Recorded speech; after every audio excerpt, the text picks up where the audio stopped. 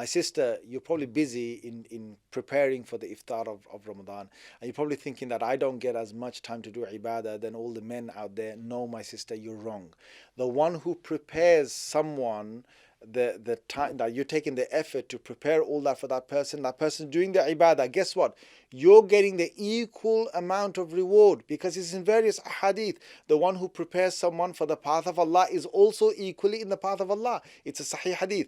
And I want you to do one thing, sister. As you're preparing all of that, just remain busy with dhikr of Allah Azza wa Jal, or put something on, maybe something playing with some dhikr or with some Quran tilawah, something that you've memorized, and repeat after them with your tongue. You get reward of the akhirah, double the reward. You're getting reward anyway because the person doing ibadah, you're preparing for them, you're getting equal reward, and the reward you're doing right now of your recitation, you get both the nurun ala nur, light upon light.